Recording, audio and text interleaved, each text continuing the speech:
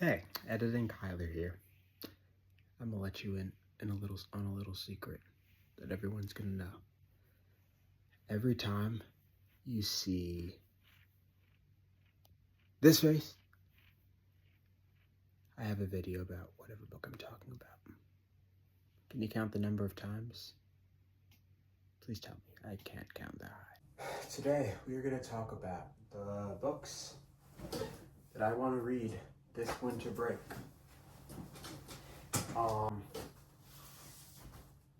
I go to college. I'm a college student. I'm one semester through my sophomore year. And yeah, I'm home for the holidays. And we have a break. My finals finished. I don't even know the date. I'll put it in on top of me, above me. And I go back on January 17th, so I have over a month of winter break, which is pretty good. I know that's pretty long in the opinion of some people. We're gonna be talking about the books that I'm gonna read this winter break. Should have just led with that. Sorry for this long intro. Let's get to the veggie burger of it all. We have 1, 2, 3, 4, 5, 6, 7, 8, 9, 10, 11, 12 books. Honestly, I'm in no rush. I feel like at this point there isn't like, I don't have an extreme urge to read any of these books. There's not really a rush. There's not really an order. I did start one of those books, so I want to finish that one first. But outside of that, nothing. So yeah, I'm just gonna go through the books that I hope to read before I go back to school. Even if I don't, I may just not read some of these. I may bring one of these to school and finish it there. Who knows? Let's just get started with the list. First is The Talented Mr. Ripley by Patricia Highsmith. Earlier this year, I read Strangers on a Train by Patricia Highsmith and really enjoyed that. And I know this one, of course, there's a movie, there's a TV show, and apparently it's a book series. I just realized that today, that it's a series, not like a standalone book. But yeah, I'm enjoying it so far. I am around a little under a third through, I guess. But yeah, I really enjoy her writing. This is another book that I've actually started already. It's called Thinking Fast and Slow by Daniel Kahneman. I might have mentioned this before, but basically this book is about economics and also psychology.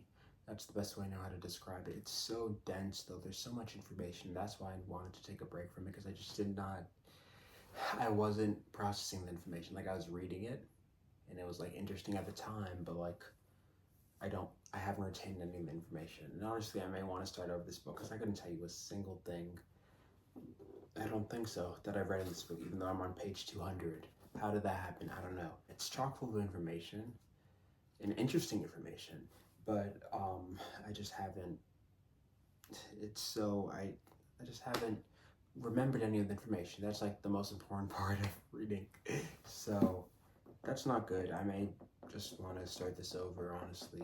This is a book called Rising Troublemaker by Lovey Ajayi Jones. I got this from a Barnes & Noble years ago. I feel like it was maybe like a buy one get 50% off sale. It says A Fear Fighter Manual for Teens. I'm 19, so great time to start. Tuesdays with Marie by Mitch Albom. I've read, is it 2 or 1 other Mitch Albom books? I think it's 1, maybe 2. There's no way of knowing. I read The 5 People You Meet in Heaven when I had COVID-19 for the first time. Made a whole video, check it out. It's a very long ago video, kind of a throwback, a lot of a throwback actually. But I remember someone in my 9th grade English class read this book. Her name was Emily, and she liked it. I hope that's true. I hope I'm not misremembering that. But that was the person that read it. Yeah, I just want to read it. It's in my collection and whatnot. I think this is actually my parents' copy of it, and it actually looks like their annotations, so that's pretty cool. I enjoyed The 5 People You Meet in Heaven, and I remember the main character is named Eddie, and I feel like I never remembered character names, so that's cool that I remember that.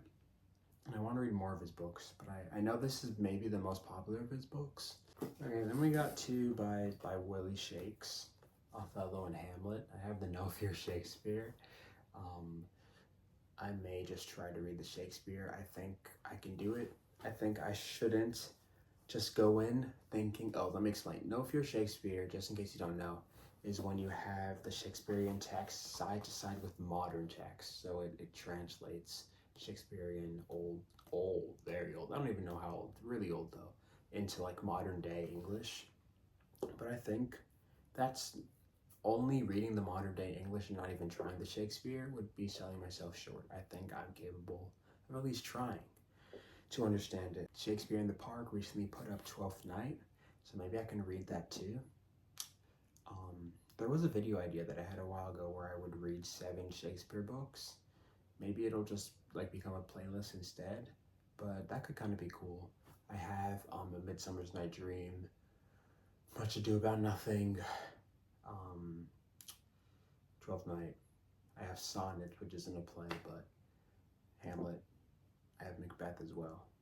I was going to do 7 because I think I have 7 of them. Let me know if that's something you're interested in. I may just do it regardless, but yeah. And then we got a trilogy. I have read one of these books before. It's A Tale of Magic. I don't know if that's what the series is called, but we're going to go with it. A Tale of Magic by Chris Colfer.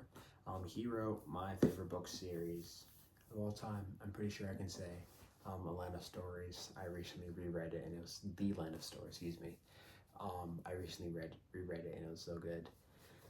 This is the prequel series. This is kind of a spoiler, but the book has been out for a while. In The Land of Stories, we find it's kind of set in modern day, but they're like fairy tale elements. And basically, the main characters of the Land of Stories, their grandmother is the fairy godmother of Cinderella. Basically, this prequel series that starts with A Tale of Magic, then we got A Tale of Witchcraft, and then A Tale of Sorcery. It is in the perspective of their grandmother when she was like a child. Okay, and then I have 3 books that I just wrote in this on a sticky note. There's a book called Grown by Tiffany D. Jackson, which I've read before. I'm pretty sure it made it on my like favorite lists, favorite books of the summer list or something. I lost it in the move. I don't know how, but I lost it. I don't know where it is. I used to own it, and now I just don't know where it is. But I want to read it again, like the audiobook, and then if it's good enough, which I think it will be, I will buy it. And then we have The Latecomer by Jean Hanff Korelitz. I have read 3, only 3, that's still a good number, but 3 of Jean Hanff Korelitz's books, The Plot and the Sequel, which is part of the same series, as well as The Latecomer. So yeah, this is also a reread. Just been a while, and I remember, or I don't remember what happened in that book, The Latecomer, and I just want to see if it's as good as I remember it, or just like re-immerse myself in the story. And then the last book that I want to read during this winter break is Leave the World Behind by Rumaan Alam. I don't know if I've said the authors of all of these. I think I have. The main reason why I want to read this is because I don't have access to a TV in college, and I want to watch the movie on Netflix on the big screen TV. That being said, I've already watched the movie. I actually made a video about it, watching the movie and reading the book. Check it out if you'd like. But yeah, I just want to read the book and watch it again because it has been a little bit kind of like The Latecomer. Just want to get re-immersed into the story. And that's it. Those are the however many, I think I said, is it 11 books that I want to read this winter break or as soon as possible. Yeah, there's another one that I'm eyeing that I've thought about while filming this video. I can get it. Thank You for Arguing by Jay Hendricks. I've read this before, but again, I don't remember anything from it. So I also found another one right now called This Book Will Make You Kinder. Because I need a reminder. I think everyone needs a reminder to be kind sometimes. I read this book, but I don't know a single thing that it said. So, yes. Now we have 13 books. Is that ambitious? Maybe. I mean, I'm filming this on December 19th. It's like 1 a.m. So that gives me around a month, a little under a month. I can do it. Like, I have nothing else to do. I have the time. I just gotta use it wisely. If you're wondering what the books are up there, because you might be, those are my favorite books ever. And I filmed a video when I was moving in to the new house, building my bookshelf back up again. And I determined my top 9 favorite books within that video. So check out that video if you'd like. Here. You're welcome. Yeah, I think that's pretty much it. I shouldn't have linked it so late in the game, the video. But yeah, I don't think there's anything else I wanted to say.